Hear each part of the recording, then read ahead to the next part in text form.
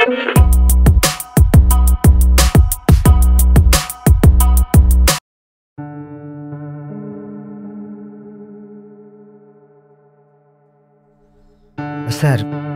আজ আমরা বড় সমস্যায় পড়েছি।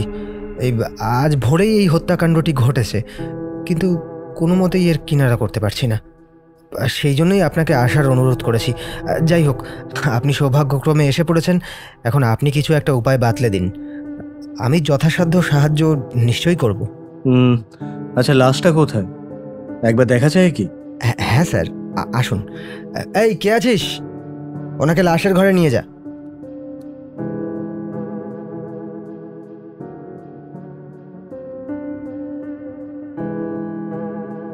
ওই দেখুন, হত ব্যক্তি ওই বিছানার উপর পড়ে আছে। শরীর থেকে রক্ত নির্গত হবার কোনো চিহ্ন দেখতে পাইনি। বিষ প্রয়োগে মৃত্যুরও সেরকম কোনো চিহ্ন নেই। আরও দেখুন, হত ব্যক্তির মুখভঙ্গিমায় কোনো লক্ষণ নেই, যেন অকাতরে ঘুমাচ্ছেন। বেশ অদ্ভুত ব্যাপার। এটাও হতে পারে অন্য কোনো স্থানে ফোন করে এখানে লাশটা নিয়ে এসেছে। আপনারা বাড়ির সদস্যদের জিজ্ঞাসাবাদ করেছেন? আমরা এখানকার সকলকে নানা প্রকারে জিজ্ঞাসাবাদ করেছি। কোনো সন্দেহভাজনের নাম কি পেয়েছেন তাতে? এদের বিশ্বাস যে হত ব্যক্তির স্ত্রী ওনাকে হত্যা করেছে। আমাদেরও সেই ধারণাই হচ্ছে, কারণ আসামি পলাতক। কিন্তু কি উপায়ে খুন করেছে বুঝতে পারছি না। আর হত্যাকারিণী কোথায়, কিভাবে পালিয়ে গেছে সেটাও সঠিক করে বলতে পারছি না। প্রিয়নাথ বাবু তখন হত ব্যক্তির আচ্ছাদিত শরীর উন্মুক্ত করে পরীক্ষা করতে শুরু করলেন। বাস্তবিকই শরীরে বা বিছানার কোনো স্থানে রক্তের চিহ্ন মাত্র নেই, কিন্তু মুখে ভয়ানক দুর্গন্ধ। মদের গন্ধে ঘর পর্যন্ত আমোদিত। রমাকান্ত বাবু, একবার এদিকে আসুন তো। আচ্ছা, একটা কথা বলুন তো, আপনারা এই হত্যার সংবাদ কিভাবে পেলেন? আজ সকালে এই বাড়ির একজন চাকর গিয়ে থানায় খবর দেয় যে তার মনিব আজ ভোরে নিহত হয়েছেন। তার স্ত্রী নাকি তাকে হত্যা করে পালিয়ে গিয়েছেন। বুঝলাম। আর আপনারা সেই কথার উপর ভিত্তি করেই এসে অনুসন্ধান শুরু করেছেন, এবং প্রথম থেকে এটাই ধারণা করে নিয়েছেন যে তার নিরুদ্দেশ হয়ে যাওয়া স্ত্রী হলো তার হত্যাকারিণী। না না, শুধু তার কথাই আমাদের ধারণা হয়নি। আদ্যপান্ত যা হয়েছে শুনুন, শুনলেই বুঝতে পারবেন। হত ব্যক্তি আগের দিন রাতে বিবাহ বন্ধনে আবদ্ধ হন। বাড়িতে নিমন্ত্রিত ব্যক্তিদের সমাগম হয়েছে। বাড়িটি নিহত ব্যক্তির নিজের, এবং এই বাড়িতেই বিবাহ কার্য সম্পন্ন হয়। এই বাড়িটি নতুন। এছাড়াও বরের আরেকটা পুরনো পৈতৃক বাড়ি আছে। সে বাড়িতে কেবলমাত্র তার মা আছেন। প্রায় কয়েক সপ্তাহ ধরে এই বাড়িতেই তিনি যাকে বিবাহ করেন সেই মেয়েটি ও তার বোন আশ্রয় নিয়েছিল। বিবাহ কার্য নির্বাহিত হওয়ার পর সমস্ত নিমন্ত্রিত ব্যক্তির সম্মুখে মেয়েটি স্বয়ং উপস্থিত হয়ে বলেছিল, আমি এখন প্রতিজ্ঞামুক্ত হলাম। যাকে বিবাহের জন্য কথা দিয়েছিলাম আপনাদের সামনেই সেটা সম্পন্ন হয়েছে। কিন্তু আমি বিবাহ করেছি বলেই ওনাকে স্বামীর মর্যাদা দিতে বাধ্য নই। আপনারা সকলেই শুনুন, এই বিবাহ আমার ইচ্ছার বিরুদ্ধে হয়েছে। আমাকে বলপূর্বক এবং কৌশলে এই বিবাহের জন্য বাধ্য করা হয়েছে। প্রথমে আমাকে অনুরোধ করলেও যখন আমি কোনো মতেই বিবাহে স্বীকৃত হলাম না, তখন একদিন আমাকে কৌশলপূর্বক একটা জুয়া চোরের আখড়ায় নিয়ে গিয়ে উপস্থিত করেন। সেখানে মর্যাদাহানি, মান নাশের ভয় দেখিয়ে বলেন আমি ওনাকে বিবাহ না করলে এই কথা প্রকাশ করে দেবেন। ভদ্র গৃহস্থের যুবতী জুয়া খেলার আড্ডায় গিয়েছিলাম শুনলে আর কারো সাথে বিবাহ হতো না এবং এক ঘরে থাকতে হতো। আমি তাই এই বিবাহে রাজি হই, কিন্তু শর্ত রাখি যে আমি ওনার সংস্পর্শে কখনোই যাব না। যদি তিনি বলপূর্বক ইতিমধ্যে আমাকে স্পর্শ করে তবে আমি এই বিবাহ করব না। নানা কারণে এই ঘটনা এ পর্যন্ত বলা হয়নি। আমি এই কথা না বললে আর কেউ বলতো না। ইহকালের সমস্ত সুখ জলাঞ্জলি দিয়ে এই বিবাহ করেছি। হিন্দু শাস্ত্র মতে পুনর্বার বিবাহ করতে আমি সম্পূর্ণ অক্ষম। তাই যে আশায় উনি আমাকে বিবাহ করেছেন তার সেই আশা আমি ভেঙে দেব। আমি মুক্ত কণ্ঠে সকলের সামনে বলছি, ইহ জীবনে ওনার শত্রু রূপে আমি ওনার জীবন পথে কাঁটা হয়ে দাঁড়াবো। কেউ আমাকে এই পথ থেকে ফিরিয়ে আনতে পারবে না। জগদীশ্বরের নিকট প্রার্থনা করি, আজই এই দুরাত্মা নিজ কর্মের কর্মফল ভোগ করুক। উপস্থিত সকলেই এই অভাবনীয় কথা শুনে স্তম্ভিত হয়ে রইল।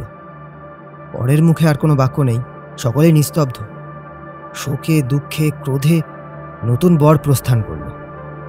কন্যা যে কোথায় অন্তরিত হলো কেউ কিছুই বলতে পারল না। এরপরে নিমন্ত্রিত সকলে বাড়ি ফিরে গেলেন। বর ঘরে গিয়ে মদ্যপান করতে লাগল। কিছুক্ষণ পরেই অসাড় অচেতন হয়ে গেল। বিশ্বাসী চাকর বাবুকে অত মদ খেতে নিষেধ করলেও বাবু তার কোনো কথাই শোনেননি। সুতরাং বাবু অতিরিক্ত মদ্যপানে যখন মরার মতো ঘুমিয়ে পড়লেন, তখন সে চাকরও তার ঘরে গিয়ে ঘুমিয়ে পড়ল। বাবু কেমন আছেন জানবার জন্য ভোরবেলা যে ঘরে মদ্যপান করে বাবু শুয়েছিলেন সেখানে গিয়ে সে বাবুকে ডাকতে লাগল, কিন্তু বাবুর কোনো উত্তরই তিনি পেলেন না। কিছুক্ষণ পর সকাল হলে আবার ডাকাডাকি করল, কিন্তু তাতেও বাবুর নিদ্রাভঙ্গ না হওয়ায় সেই চাকর সবাইকে ডেকে দেখালো।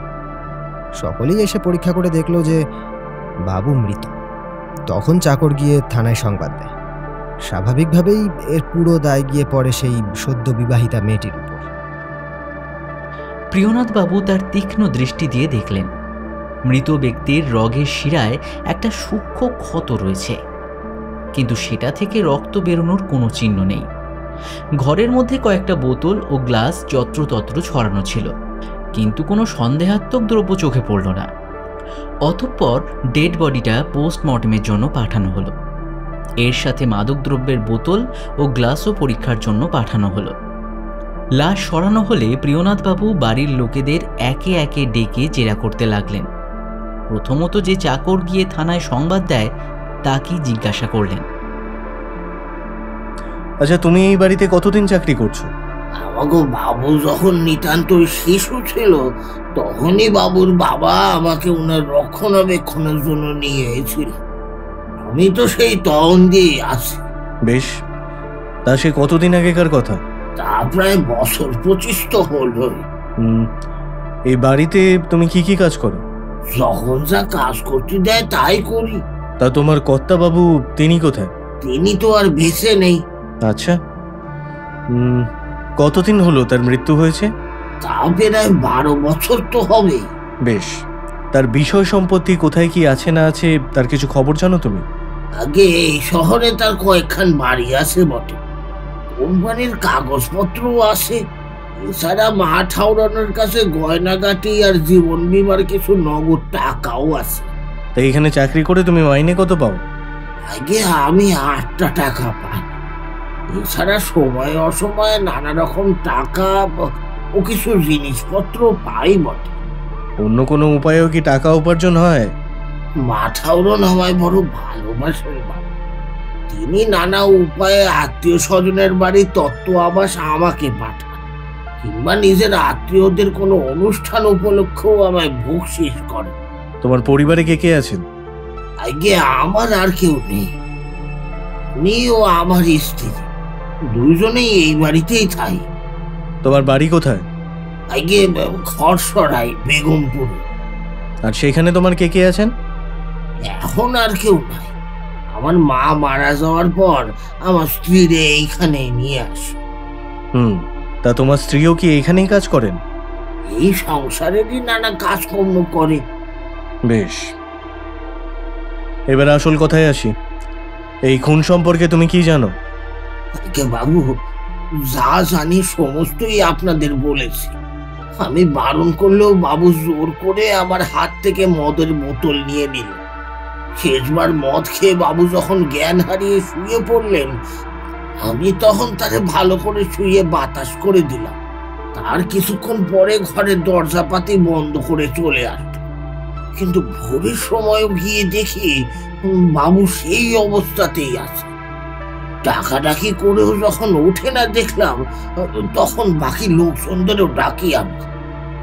সকলে এসে বলে বাবু নাকি মারা গিয়েছে। তাই আমি থানায় গিয়ে সংবাদ দিয়ে আসি। কথা শেষ করে চাকরটি অশ্রুপাত করতে লাগলো।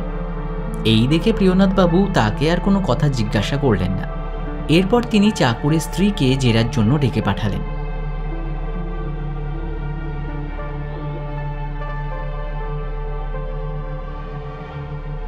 তা তুমি এখানে কাজ কি করো? আগে চাকরি করি। হুম, তোমাকে এখানে এনেছিল কে? আগে আমার স্বামী। তা প্রায় কতদিন হলো এখানে আছো? এই প্রায় 8-10 বছর। তোমার আদি বাড়ি কোথায়? খড়সরাই, বেগমপুর। তা দেশে গ্রামে কে কে আছেন তোমার? আগে এখন আমাদের কেউ নাই। তো এই বাড়ির খুনের বিষয়ে কিছু জানো তুমি?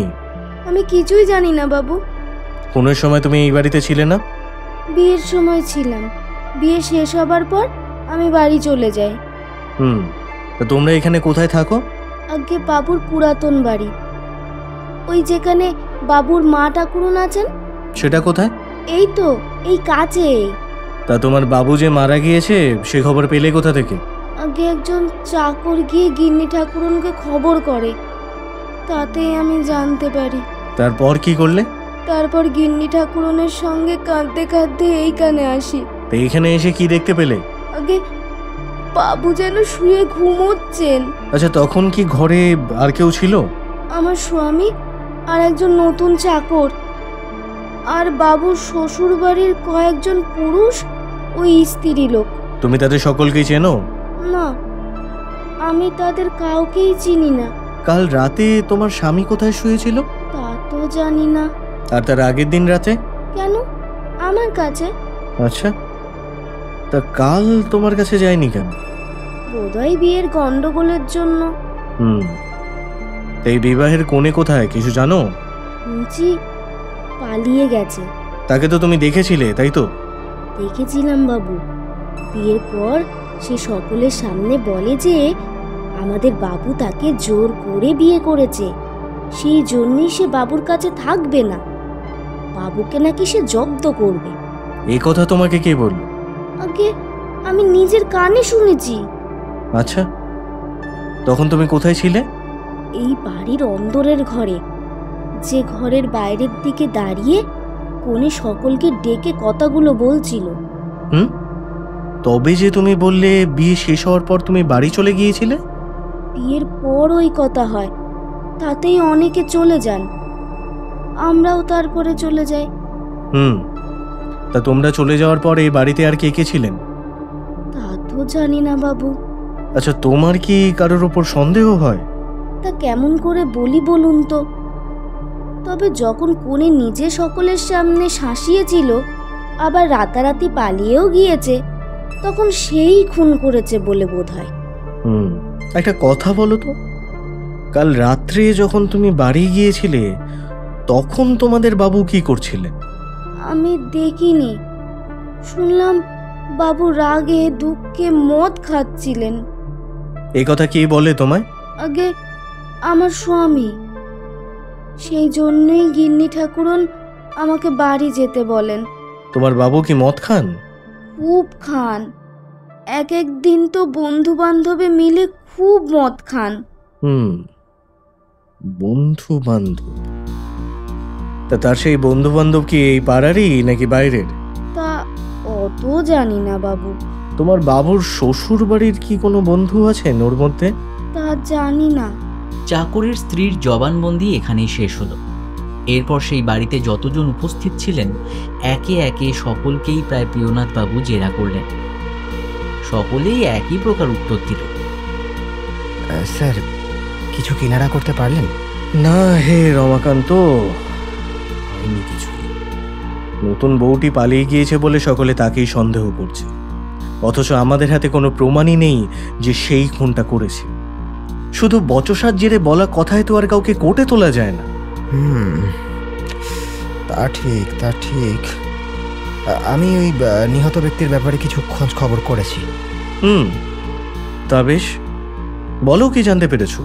হ্যাঁ স্যার, হত ব্যক্তির নাম অভয়চরণ ঘোষ, জাতিতে কায়স্থ, পিতার নাম মধুসূদন ঘোষ, তেজারতি কারবার করে উনি বিস্তর অর্থ উপার্জন করেন। এই কলকাতা শহরেই কয়েকটা ভাড়াটিয়া বাড়ি আছে। মধুসূদন নিতান্ত অকালে প্রায় ওই 30 বছর বয়সে পরলোক গমন করেন। মৃত্যুর পূর্বে উনি স্ত্রীর নামে কয়েকখানি কোম্পানির কাগজ কিনে রাখেন। অভয়চরণ মধুসূদনের একমাত্র সন্তান। পিতার মৃত্যুর পর মাতার আদরে যত্নে অভয়চরণ লালিত পালিত হয়েছিলেন। লেখাপড়ায় তত ভালো ছিলেন না, তবে বড়ই চতুর ও বুদ্ধিমান ছিলেন। কোনো প্রকার চাকরি বা কাজকর্ম কিছুই করতেন না তিনি। ভাড়া বাড়িগুলোর জোরে এবং মায়ের নামে কয়েকখানি কোম্পানির কাগজের দৌলতে সংসারটা চলছিল। পরিবার বলতে আত্মীয় স্বজন বাড়িতে কেউ নেই, কেবল 2 জন চাকর আর একজন দারোয়ান, একজন দাসী ও আরেকজন রাঁধুনি ছিল। কলকাতা শহর জুড়ে অনেক বন্ধুবান্ধব ছিল ওনার। তাদের বাড়িতে অভয়চরণ প্রায় যাতায়াত করতেন। এই সকলের মধ্যে কতকগুলো বাড়িতে অন্দরমহল পর্যন্ত তার প্রবেশাধিকার ছিল, আর সেই সকল বাড়ির পুরুষদের অপেক্ষা স্ত্রীলোকদের সঙ্গে তার হৃদ্যতা বেশি ছিল। অভয়চরণ এই বয়স পর্যন্ত অবিবাহিত ছিলেন, তাই অনেক জায়গা থেকে অনেকবার সম্বন্ধ এসেছিল, কিন্তু তিনি বিয়ের জন্য সম্মতি দেননি। অভয়াচরণের পূর্ব কাহিনী শুনে উপস্থিত ঘটনার কোনো যোগসূত্রই খুঁজে পেলাম, তবে অনেকগুলো বিষয়েই আমার যথেষ্ট সন্দেহ হচ্ছে। আচ্ছা, এই অভয়াচরণের সাথে যেই মেয়েটির সদ্য বিবাহ হয়েছিল তার নামটা কি? আগে সারদা সুন্দরী দেবী। সারদা সুন্দরী। আচ্ছা, তোমার কি মনে হয় রমাকান্ত, এই সারদা সুন্দরী একজন ভদ্র গৃহস্থ কন্যা হয়ে খুন করতে সাহসী হলো? আর তার থেকেও আশ্চর্য ঘটনা হলো খুনের পদ্ধতিটা। কিভাবে খুন করলো সে? নিহত ব্যক্তির শরীরে কোনো অস্ত্রাঘাতের চিহ্ন নেই, রক্তক্ষরণের চিহ্ন নেই, তাহলে কিভাবে? বাকি থাকে শুধু একটাই উপায়, বিষপ্রয়োগ। তাহলে কি কোনো বিষপ্রয়োগ করেই তার হত্যা করা হয়েছে?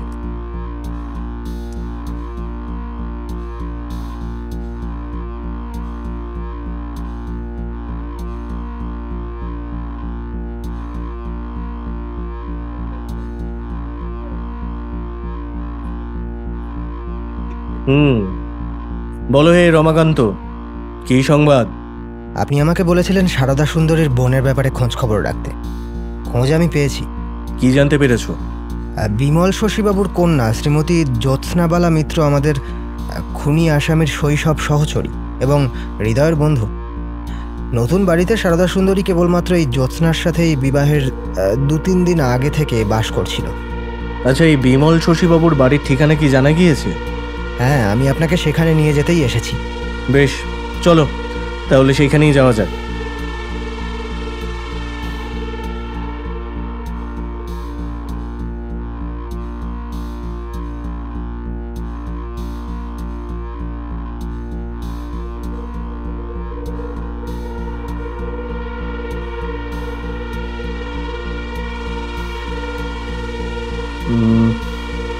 তোমার সাথে সারদা সুন্দরী দেবীর আলাপ পরিচয় কতদিন থেকে? ছোটবেলা থেকেই আমরা দুজনে আমাদের বাড়িতে একসাথে আছি। সারদা যদিও আমার চেয়ে 2-3 বছরের বড়, কিন্তু আমাদের সমবয়স্কের মতো পরস্পরের বন্ধুত্ব ছিল। সারদার সাথে তোমার সম্বন্ধটা কি? সম্বন্ধ এমন কিছু নয়। বাবার একজন আত্মীয় সারদাকে ছোটবেলায় আমাদের বাড়িতে রেখে দেন। সারদার মা বা ভাই বন্ধু কেউই নেই। বেশ, কিছু মনে করো না। সারদা সুন্দরীর স্বভাব চরিত্র কেমন ছিল? স্বভাব অতি নম্র। সে অতি মিষ্টভাষী ও গুরুজন অনুগামিনী ছিল। বাড়ির সকলের সাথেই অতি সদ্ব্যবহার করত। এর আগে আর কারোর সাথে তার বিবাহ সম্বন্ধ হয়েছিল কি? হ্যাঁ, হয়েছিল। আমার বাবার সাথে সেসব কথাবার্তা হয়েছিল। শুনেছি পাত্রের পছন্দ না হওয়াতে সম্বন্ধ ভেঙে যায়। আচ্ছা, একটা কথা বলো তো, এই বিবাহ সম্বন্ধে কি তোমার পিতার সম্পূর্ণ সম্মতি ছিল? না, মাসিমার অনেক অনুরোধে বাবা সম্মত হয়েছিলেন বটে, কিন্তু বাবা একদমই উদ্যোগী ছিলেন না, আর আন্তরিকভাবে মেনেও নেননি। সারদা সুন্দরীর তো বয়স হয়েছিল, তা এখনো পর্যন্ত তার বিবাহ না দেবার কারণ কি? বাবার মতে বেশি বয়সে বিবাহ হওয়াটাই যুক্তিসম্মত। আচ্ছা, এবার আমার একটা প্রশ্নের জবাব দাও, আর আগে থেকেই বলে রাখি, সত্য গোপন করবে না। তাতে হয়তো তোমার বান্ধবী নির্দোষ প্রমাণিত হলেও হতে পারে। তার কি অন্য কারোর সাথে চাক্ষুষ আলাপ পরিচয় ছিল, অথবা পরস্পর মনের মিল হয়েছিল এমন কেউ কি ছিল তার জীবনে? বা তাদের মধ্যে হয়তো বিবাহের কথাও ভিতরে ভিতরে স্থির হয়েছিল, অথবা হওয়ার সম্ভাবনা ছিল। এমনটা কি কখনো তোমার মনে হয়েছে? সারদা সুন্দরী বড় একটা বাড়ির বাইরে যেত না যে অপর কারো দৃষ্টিগোচর হবে, কিংবা তার এমন স্বভাব ছিল না যে কোনো পুরুষের সাথে কথাবার্তা বলবে বা মিশতে যাবে। এমনকি কোনো পুরুষ তাকে দেখতেই পেত না। আমরা বরং আমাদের বাড়িতে আগত পুরুষদের কাছে ততদূর লজ্জা প্রকাশ করতাম না যতদূর সারদা করত। তবে এই অভয়াচরণ তাকে বিবাহ করতে এমন উন্মত্ত হলো কেন? অভয়বাবু আমাদের বাড়িতে কখনো কখনো আসতেন। তিনি নিজেই সারদাকে বিবাহ করতে উৎসুক হন এবং মাসিমার নিকট অনেক অনুরোধ অনুনয় করে এই বিবাহ সম্বন্ধ স্থির হয়। কিন্তু এতে সারদার একটু মাত্র ইচ্ছা ছিল না। তাকে এক প্রকার জোর করেই এ কার্যে সম্মত করা হয়েছিল। সারদা তো একজন প্রাপ্তবয়স্ক হিন্দু কন্যা। উপযুক্ত সময় যখন একজন পুরুষ তাকে যেচে বিবাহ করতে চেয়েছিল, তখন তার অসম্মতি কিসে? সারদা মদ্যপায়ী কুপথগামীকে ভয় ও ঘৃণা করত। সেই জন্য অভয়বাবুর সাথে বিবাহে সে সম্মত ছিল না। সারদা লেখাপড়া জানে? জানে। আচ্ছা, সে কোনো পুরুষকে কখনো চিঠি লিখেছে এরকম দেখেছো? না, সে এ পর্যন্ত কোনো চিঠি লিখেছে তা দেখিনি। তোমাদের যে আত্মীয় ব্যক্তি সারদাকে এখানে রেখে গিয়েছিলেন, তিনি আসতেন দেখা করতে? তিনি কখনো কখনো আমাদের বাড়িতে আসেন, কিন্তু সারদার উপর তার সেরূপ টান নেই। সারদার জন্যই যে তিনি আমাদের বাড়িতে আসেন তা বোধ হয় না। তিনি আমাদের আত্মীয় বলেই আমাদের বাড়িতে আসেন। তার বাড়ি কোথায়? তার বাড়ি মজিলপুর, জয়নগর। তিনি হুগলিতে চাকরি করেন বলে হুগলিতেই থাকেন। তার নাম? রামতনু ঘোষ। আচ্ছা, সারদা বাড়ি থেকে পালিয়ে যাওয়ার সময় তোমার সাথে বা অন্য কারোর সাথে কি দেখা করেছিল? না, কখন যে গিয়েছিল তা কেউ জানে না। তোমার সাথে তার শেষ কখন দেখা হয়েছিল? বিবাহের ঠিক পূর্বে। তখন তোমাদের মধ্যে কোনো কথাবার্তা হয়েছিল? না, তেমন কিছু কথা তো হয়নি।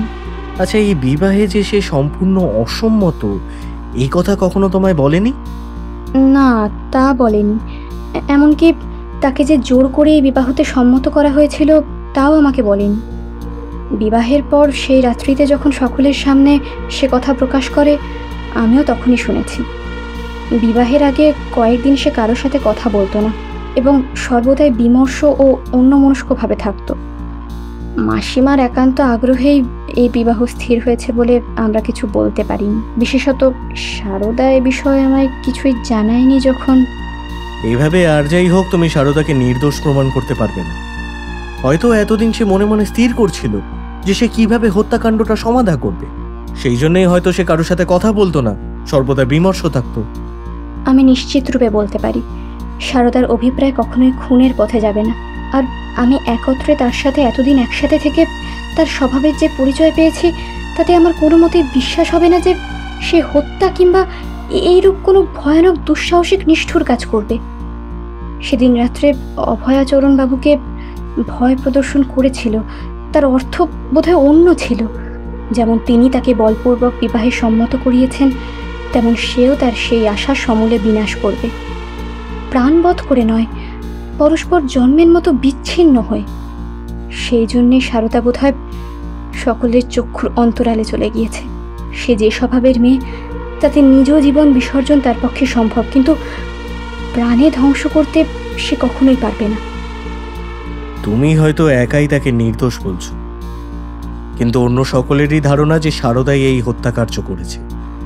বিশেষত যেভাবে পরপর ঘটনাগুলিও ঘটেছে, তাতে খুব সহজেই সারদার উপর সন্দেহ যায়। প্রথমেই সে অভয়াচরণকে প্রকাশ্যে হুমকি দিয়েছে, তারপর সেখান থেকে পালিয়েও গেছে। এর থেকে সবার ধারণা এটাই হবে যে হত্যা করে সারদা পালিয়ে গিয়েছে। যে যাই বলুক, আমি তাতে বিশ্বাস করি না। আপনি এ বিষয়ে অনুসন্ধান করছেন, আপনিও কিছুদিন পর বুঝতে পারবেন সারদা নির্দোষ। তার সাথে আমার অত্যন্ত ভালোবাসা বলে আমি এ কথা বলিনি, তার প্রকৃতি বুঝি বলেই এই কথা বলছি। প্রিয়নাথবাবু তখন আর কোনো কথা জিজ্ঞাসা করবার আবশ্যকতা না দেখে জেরায় ক্ষান্ত দিলেন।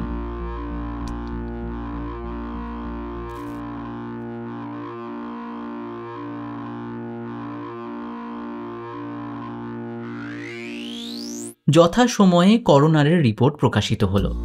সমস্ত জুরি এক বাক্যে সাব্যস্ত করলেন যে অভয়াচরণ সারদা সুন্দরীর দ্বারাই হত হয়েছেন। কেমিক্যাল এক্সামিনে সেই প্রেরিত গ্লাস এবং বোতলের জলীয় পদার্থের মধ্যেও শুধুমাত্র মদ পাওয়া গেল, বিষের ছিটে ফোঁটাও তাতে নেই। লাশ পরীক্ষায় ডাক্তার মন্তব্য করলেন যে কোনো সূচের ন্যায় সূক্ষ্ম অস্ত্র দিয়ে মস্তকের শিরা আহত হওয়াতেই হত ব্যক্তির মৃত্যু সংঘটিত হয়েছে। কিন্তু রমাকান্ত এই নতুন উপায়ে কোনটা করল কে? তাহলেই বলুন স্যার, এ যে একেবারে পরিপক্ক খুনে লোকের কাজ। হিন্দু গৃহস্থের কন্যা হয়ে খুনোখুনিতে সে কিভাবে সিদ্ধহস্ত হলো? আচ্ছা, বাইরের লোকে এসে কাজটা করেনি তো? না হে রমাকান্ত, কোনো বাইরের লোক এসে এই কাজ কি করে করবে? চাকররা তো বললো যে রাতের সময় সমস্ত দরজা বন্ধ ছিল, পরদিন ভোরবেলায় তারা সব দরজা খুলেছে। কোনো বাইরের লোক এলে কোনো না কোনো দরজা তো খোলা থাকতো। হয়তো উপর দিয়ে কোনো লোক এসে এই কাজ করে যেতে পারে। এক মিনিট, আমার একটা কথা মনে পড়ে গেল জানো তো। সেদিন যখন আমরা বাড়িটা তন্ন তন্ন করে অনুসন্ধান করছিলাম, বাড়ির ছাদের দরজাটা কিন্তু খোলা ছিল। চাকরদের জিজ্ঞাসা করায় তারা বলেছিল ও দরজা নাকি বন্ধই হয়। আমার তখন একটু সন্দেহ হয়েছিল বটে, কিন্তু যখন দেখলাম বাড়ির ছাদের আশেপাশে আর কোনো ছাদ নেই, তাছাড়া ছাদের চারিপাশটাও যখন উঁচু প্রাচীর দিয়ে ঘেরা, তখন সন্দেহটা খুব বেশিক্ষণ স্থায়ী হয়নি। কিন্তু এখন তোমার কথায় সেই সন্দেহটা আবার দানা বাঁধে। আমি এখনই একবার সেই ছাদটা দেখতে চাই, চলো।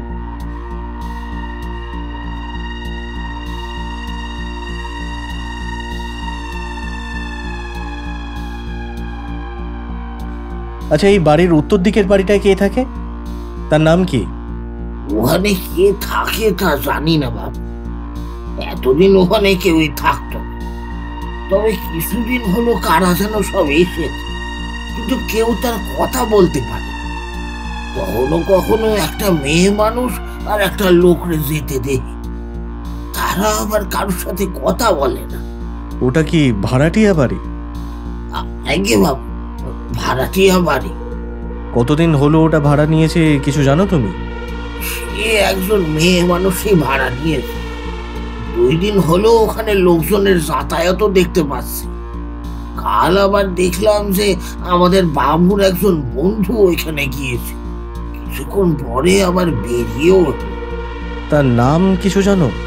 আগে ওই তো আমাদের উপেন্দ্র বাবু, বহুবাজার অঞ্চলেই তিনি থাকেন। বাবু থাকতে প্রায় তিনি বাবুর বাড়িতে আসতেন, বাবুর সাথে মদও খেতেন। বহুবাজারে সে কোথায় থাকে কিছু বলতে পারো? আগে সেইটা তো জানি নে। তা সেই বাবুকে দেখলে তুমি চিনিয়ে দিতে পারবে? এখানে আসলে আমি দেখিয়ে দিতে পারবো বাবু। আচ্ছা, এই বাড়িটার মালিক কে? এই ওই তো আমাদের ওই কাছারি পাড়ার বাবু অমরনাথ মুখুজ্জে। তিনি ট্যাক্স অফিসে কাজ করেন। চাকরের সাথে কথা শেষ করে প্রিয়নাথবাবু জোড়াসাঁকোর অমরনাথ মুখুজ্জের বাড়িতে উপস্থিত হলেন। নমস্কার, আসলে একটা দরকারি এসেছিলাম। বলছিলাম কি স্যার, আপনার ওই দঙ্গিপাড়া 3 নম্বর লেনের বাড়িটা যদি একটু ভাড়া পাওয়া যায়। সে বাড়ি তো ইতিমধ্যেই ভাড়া দেওয়া আছে। আপনি বোধহয় বুঝতে পারছেন না আমি কোন বাড়িটার কথা বলছি। এই তো দিন 45 আগেও তো সেটা তালাবন্ধ দেখেছি, এবং বাড়ির সামনেই একটা কাগজে লেখা ছিল যে এই বাড়ি ভাড়া দেওয়া হবে। দঙ্গিপাড়ায় আমার তো ওই একটাই বাড়ি। তা প্রায় কয়েক মাস আগেই একজন স্ত্রীলোক ওই বাড়ি ভাড়া নিয়েছিল। আমি অবশ্য কাগজে ভাড়ার নোটিশ দিয়েছিলাম, সেটা আবার তুলে সেই স্ত্রীলোকও 1 মাসের ভাড়া অগ্রিমই দিয়ে গিয়েছে। বলছি কি, সেই স্ত্রীলোক কি কোনো বেশ্যা নাকি? না না, কোনো সম্ভ্রান্ত কুলের মহিলা। তারা নাকি বহুবাজারেই থাকতেন। তার পিতা কার্য উপলক্ষে পশ্চিমে থাকেন এবং তার মাতা ভ্রাতা কেউই নেই। তাই সে বহুবাজারের বাড়িটা ত্যাগ করে আমার বাড়িটি ভাড়া নিয়েছে। বেশ, তবে আমি চললুম স্যার। দেখি অন্যত্র কোথাও চেষ্টা করি।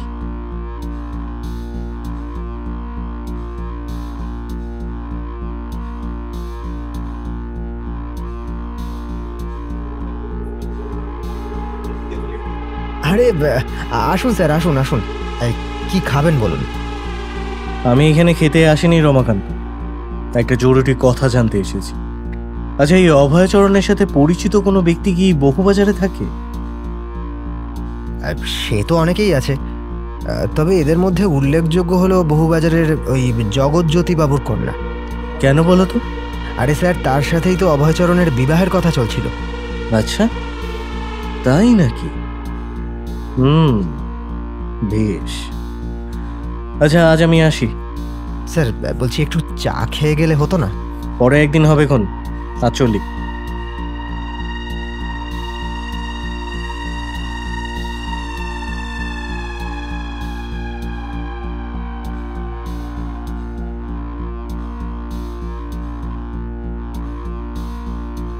মনের খটকা দূর করতে তিনি হাজির হলেন জ্যোৎস্নার নিকটে।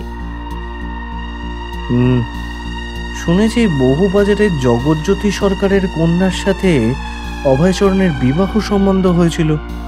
সেই কন্যাকে কি তুমি কখনো দেখেছো? একবার মাত্র তাকে দেখেছিলাম। বিবাহের 2-3 দিন আগে সে একবার ওই নতুন বাড়িতে এসে সারদার সাথে দেখা করেছিল। সেই সময় হঠাৎ তাকে দেখেছিলাম। আচ্ছা, তো সে এইখানে কেন এসেছিল? কেন এসেছিল তা জানি না। তখন আমি নিচের ঘরে কোনো কাজে ব্যস্ত ছিলাম। সে মুখে ঘোমটা দিয়ে আমাকে জিজ্ঞাসা করে, সারদা সুন্দরী দেবী এই বাড়িতেই থাকেন কি? সারদা উপরে আছে, আপনার কি প্রয়োজন? ওনার সাথে কি একটু দেখা করা যাবে? আমার কিছু গোপনীয় কথা আছে। আমি সেটা শুনে তাকে সারদার ঘর দেখিয়ে নিচে আসি। সে চলে গেলে আমি সারদাকে জিজ্ঞাসা করাতে বুঝলাম যে সে বহুবাজারের জগৎজ্যোতি সরকারের কন্যা। সারদা তার সম্বন্ধে আর কোনো কথা আমাকে বলেনি। বিবাহের দিন সে নিমন্ত্রিত হয়েছিল। মনে করেছিলাম সে আসবে, আবার তাকে ভালো করে দেখব, কিন্তু শরীর অসুস্থ হওয়াতে সে সেদিন আসতে পারেনি। তাকে আবার দেখলে চিনতে পারবে তো? তা বোধহয় পারবো। সে কখনো সারদাকে কোনো চিঠি লিখেছে কিনা বলতে পারো? কই, সেরকম কিছু তো আমি দেখিনি, বা সারদাও আমাকে সে কথা বলেনি। তবে হ্যাঁ, সারদার একটা বাক্স ছিল, বোধহয় সেই বাক্সে তার কিছু থাকলেও থাকতে পারে। সে বাক্সটা কোথায়? সে বাক্স নতুন বাড়িতে নিয়ে গিয়েছিল, এখনো সেটা সেইখানেই আছে। এক কাজ করো, তুমি আমার সাথে চলো। সেই বাক্স আমাদের এক্ষুনি খুঁজে দেখতে হবে। চলো।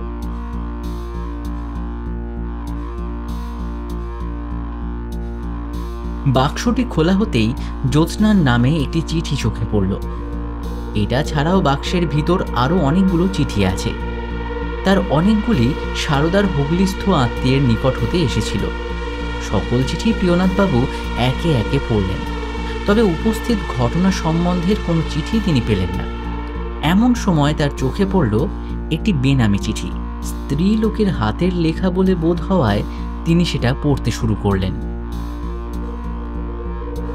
সেদিন তোমার সাথে দেখা করতে এসে প্রত্যাখ্যাত হয়েছে। তবে তুমি এটা জেনে রাখো, তোমাকে তোমার সুখের আশা এবারে জলাঞ্জলি দিতে হবে। তোমার সুখের একমাত্র আশ্রয় এবারে ধরাশায়ী হবে। চিঠিগুলি নিয়ে প্রিয়নাথবাবু পুনরায় জ্যোৎস্নার নিকট আসলেন। তাকে তার নামের চিঠিটি দিলেন।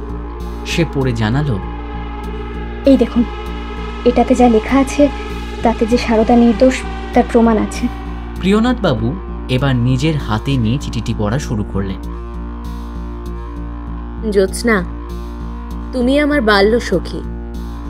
বয়সে তুমি ছোট হলেও আমি তোমাকে সমবয়স্ক বন্ধুর ন্যায় দেখি।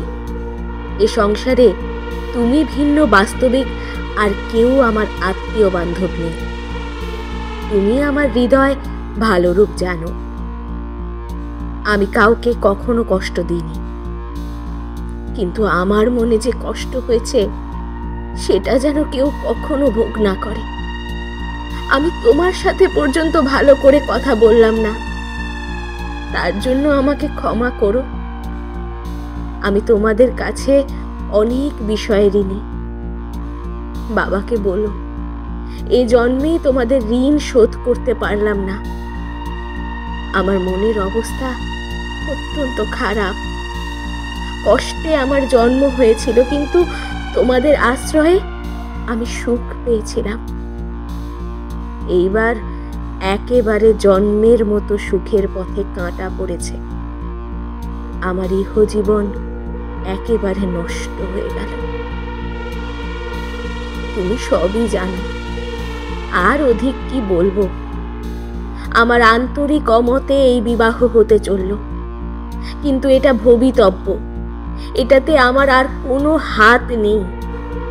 আমার এই ঘৃণিত জীবন এ লোকালয়ে দেখাবার আবশ্যকতা নেই। এ পোড়া মুখ আর কাউকেও দেখাবো না। কিন্তু আত্মহত্যা মহাপাপ, সেটা করতেও সাহস নেই। যাই হোক, কাল থেকে আমাকে কেউ দেখতে পাবে না।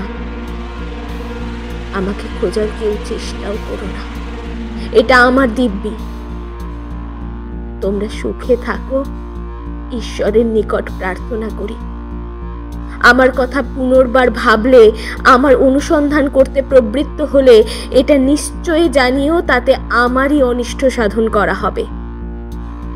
অতএব সে বিষয়ে নিজেও সম্পূর্ণ উদাসীন থাকবে, আর অপরকেও উদাসীন করতে চেষ্টা করবে। এটা আমার শেষ অবিনয় অনুরোধ। মনের কথা তোমায় বললাম, আর কেউ যেন এটা জানিতে না পারে। এতে চিঠিটা পড়ার পর প্রিয়নাথ বাবু মুখ গম্ভীর করে কিছু ভাবলেন। তারপর বিদায় নিয়ে পরের দিন হুগলি রওনা দেওয়ার কথা ভাবলেন। সারদা সুন্দরীর হুগলি নিবাসী আত্মীয় রামতনু ঘোষের বাড়ি অল্প অনুসন্ধানে তিনি খুঁজে পেলেন। রামতনুবাবুকে তিনি সমস্ত বিষয় বিবৃত করে বললেন, নমস্কার, আমার নাম প্রিয়নাথ মুখোপাধ্যায়, কলকাতা পুলিশ গোয়েন্দা বিভাগ থেকে আসছি। আসলে আমরা একটা খুনের তদন্ত করছি, সেই সূত্রেই এখানে আসা, এবং সমস্ত প্রমাণ যা বলছে তাতে সারদা সুন্দরী দেবী অভিযুক্ত, এবং আমরা এখানে সারদা সুন্দরী দেবীরই অনুসন্ধান করতে এসেছি। আমার বিশ্বাস আপনি সমস্তটাই জানেন, এবং এখন সারদা যে কোথায় আছে সেটাও হয়তো আপনি জানেন। সত্য গোপন করার কোনো চেষ্টা করবেন না রামতনুবাবু, তাতে হয়তো আখেরে আপনার ভালো কিছু হবে। আমি একথার বিন্দুমাত্র জানি না। দোহাই ধর্মের, আমি আপনাকে মিথ্যা বলবো না। যেদিন ওই ঘটনা হয়েছে আপনি বলছেন, তার দু একদিন আগে আমি সারদার একটা চিঠি পেয়েছিলাম। তাতে লেখা ছিল যে তার অমতে বিমল শশীবাবু এক পাত্রের সাথে সারদার বিয়ের সম্বন্ধ স্থির করেছেন। খুব তাড়াতাড়ি তার সাথে তার বিয়ে হবে। কিন্তু সে সারদার শত্রুপক্ষীয় লোক, সারদাকে জোর জবরদস্তি করে বিয়ে করছে। সুতরাং তার কবল থেকে উদ্ধার করবার জন্য সারদা আমাকে চিঠিটা লেখে এবং বলে দেয় যে কাউকেও কিছু জিজ্ঞাসা না করে, এমনকি বিমল শশীবাবুকেও না জানিয়ে একেবারে হঠাৎ নির্ধারিত দিনে আমি যেন সেখানে যাই। সেদিন রাতের মধ্যেই তাকে অন্যত্র স্থানান্তরিত না করলে তার প্রাণহানির সম্ভাবনা আছে।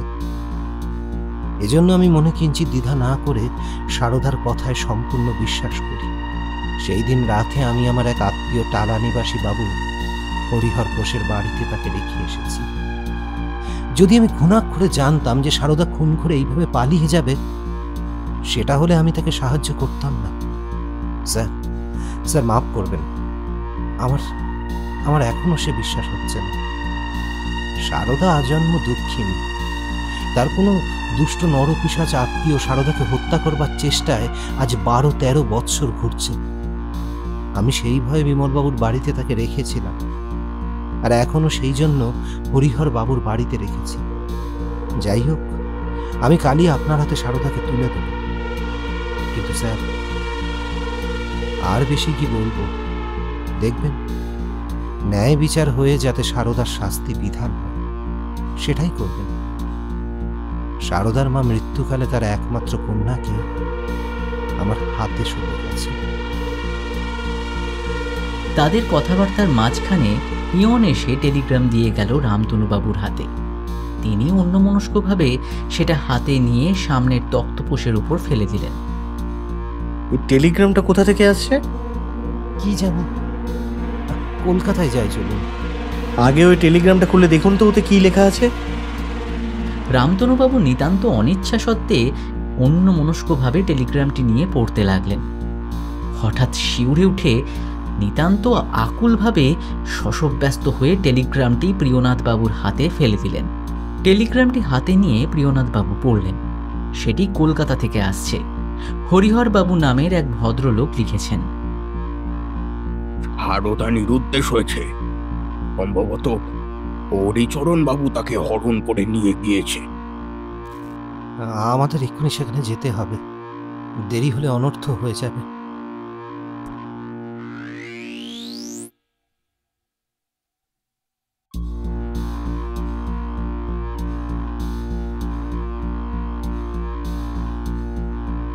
কিভাবে হলো এসব? আপনি কি সারদার কোনো আত্মীয়? আত্মীয় না হলেও আমি তার অনুসন্ধানেই ব্যস্ত। আপনার কোনো চিন্তা নেই, আপনি সমস্তটাই খুলে বলতে পারেন আমায়।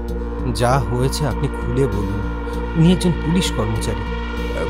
গতকাল সন্ধ্যার সময় সারদা আমার এই বাড়ির পাশের বাগান থেকে কাঠ আনতে চায়, কিন্তু আধ ঘন্টার মধ্যেও সে ফিরে আসছে না দেখে আমার স্ত্রী তার নাম ধরে ডাকছিল। কোনো উত্তর না পেয়ে বাইরে এসে দেখে বাগানে জনমানব নেই। তখন আমি বাড়ি ছিলাম না। কিছুক্ষণ পর বাড়ি আসলেই সর্বনাশের কথা শুনি। আরো শুনি হরিচরণ বাবু দু একদিন এই সম্মুখের রাস্তা দিয়ে ঘন ঘন যাতায়াত করেছেন। সুতরাং অনেক জায়গায় খুঁজেও যখন সারদাকে পেলাম না, তখনই মনে হলো হরিচরণই, হ্যাঁ হরিচরণই হয়তো তাকে অপহরণ করেছে। আচ্ছা, কোন হরিচরণ বাবু বলুন তো? যার ওই একজন ধনী কুটুম উত্তর পশ্চিমাঞ্চলে আছেন। হ্যাঁ স্যার, সেই হরিচরণ। তবে এই কথা যদি সত্যি হয়, এতক্ষণ বোধহয় সারদার জীবিত নেই। তার জন্য কোনো চিন্তা করবেন না। সে যদি আপনাদের বলা হরিচরণই হয়, তবে সে আমাদের হাতের মুঠোয় আছে এখন। রামতনুবাবু, ভেঙে পড়বেন না। সারদাকে আমরা নিশ্চয়ই খুঁজে বার করব, বিশ্বাস রাখুন।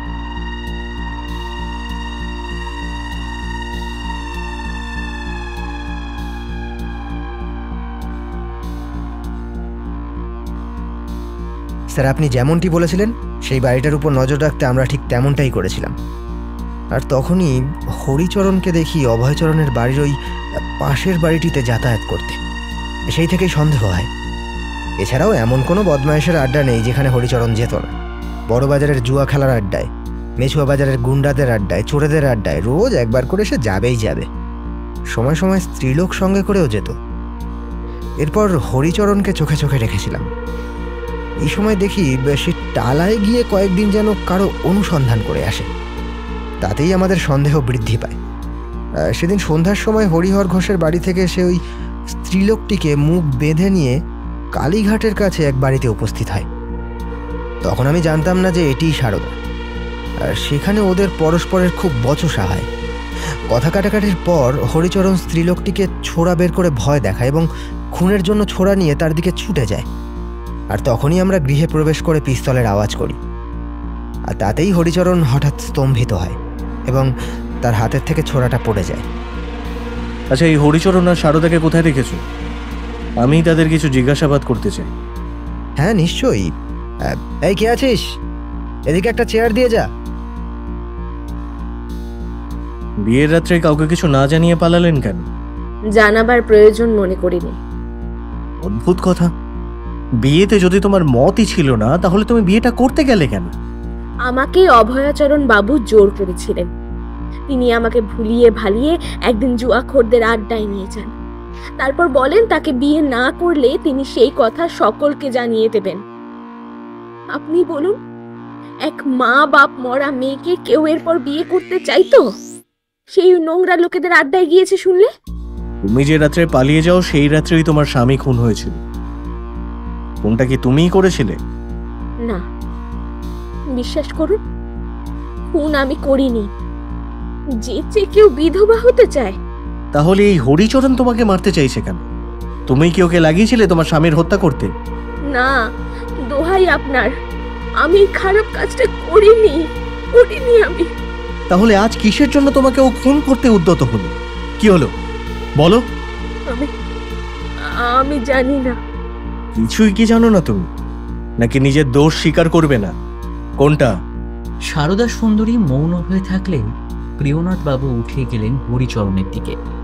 কিন্তু এবার প্রিয়নাথ বাবুকেও সম্পূর্ণরূপে হতাশ হতে হলো। হরিচরণ একটা প্রশ্নেরও জবাব দিল না। অতঃপর প্রিয়নাথ বাবু রমাকান্ত বাবুকে ডেকে জিজ্ঞাসা করলেন,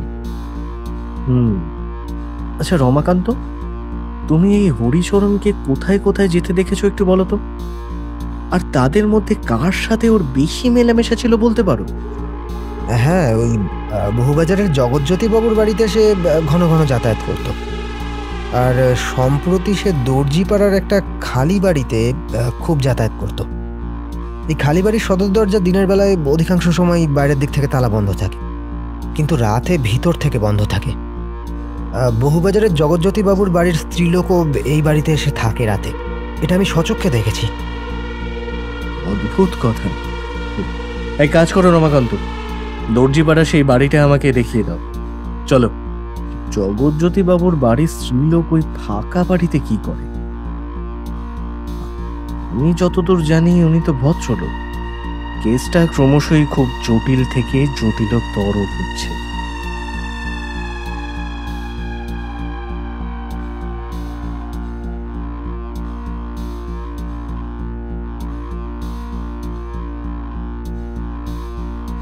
খালি বাড়ির তালা নকল চাবি দিয়ে খুলে প্রিয়নাথবাবু এবং তার সঙ্গীরা খুব সন্তর্পণে বাড়ির মধ্যে প্রবেশ করলেন। প্রথমেই তারা সিঁড়ি বেয়ে ছাদে উঠে গেলেন। ছাদ থেকে তারা ঘরগুলি দেখার চেষ্টা করলেন, কিন্তু বিশেষ সুবিধে হলো না। ছাদে বসে তারা অপেক্ষা করছেন, এমন সময় বাড়ির সামনে একটা গাড়ি এসে দাঁড়ালো।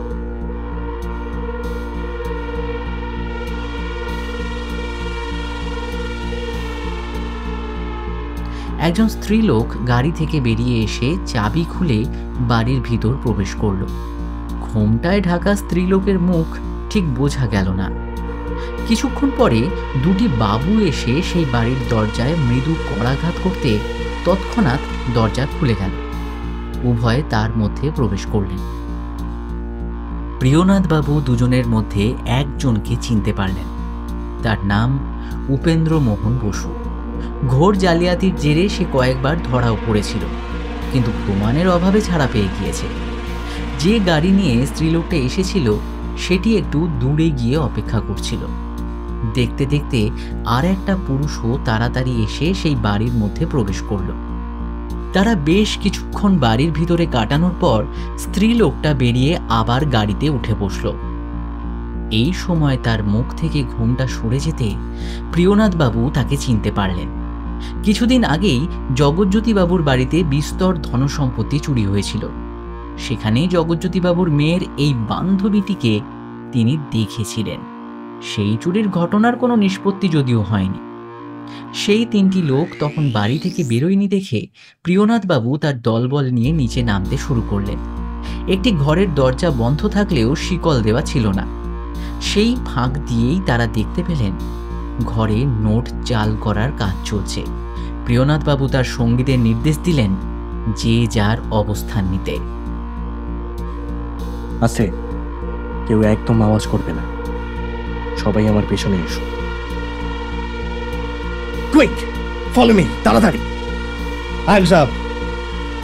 সবাই হাত উপরে তোলো। যে যেখানে আছো সেইখানেই থাকো।